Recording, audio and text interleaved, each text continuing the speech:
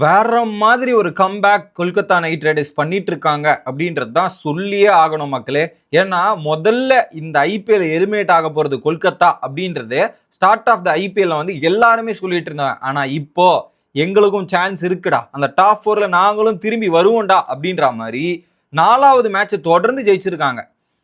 டெல்லி அப்படியே டாமினேட் பண்ணியிருக்காங்க வேற மாதிரி. அதுவும் அவங்க தோக்கடிச்ச 4 டீம் வரிசையை எடுத்து பாருங்களேன். ஆர்ஆர், அதுக்கப்புறம் பாத்தீங்கன்னா super over Lucknow, SRH, Delhi அப்படின்ற மாதிரி வேற மாதிரி ஒரு டர்ன் அரவுண்ட் பண்ணியிருக்கிறாங்க. குறிப்பா இன்னைக்கு டெல்லியை வச்சு செஞ்சு விட்டாங்க.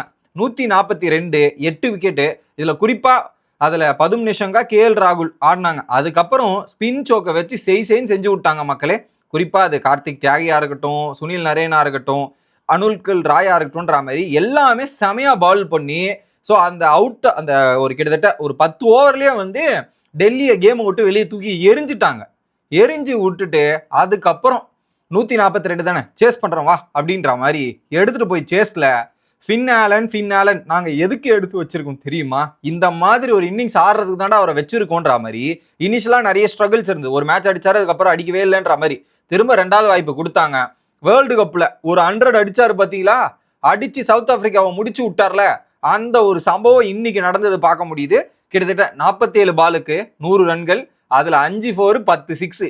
ஸோ இவர் பவர் பிளேல தாண்டிட்டார்னா மற்ற பவுலர்ஸை பொழந்து விட்டுருவாரு, வெரி வெரி டேஞ்சரஸா இருப்பாரு அப்படின்றது இது ஒரு பெரிய எக்ஸாம்பிள்.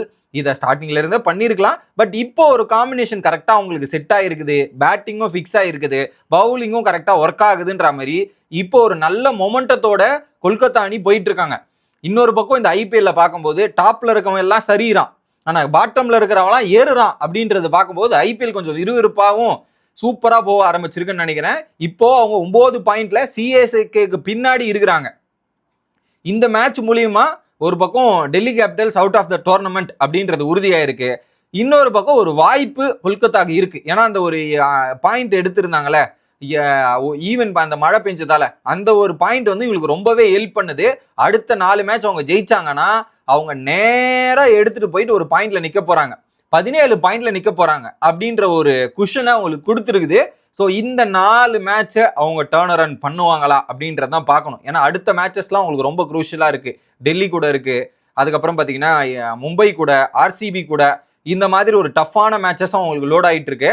பட் இப்போ இருக்கிற இவங்களுடைய ஃபார்மும் கம்பேக்கும் பார்க்கும்போது சம்பவம் இருக்குது அப்படின்ற மாதிரி தான் எனக்கு தோணுது.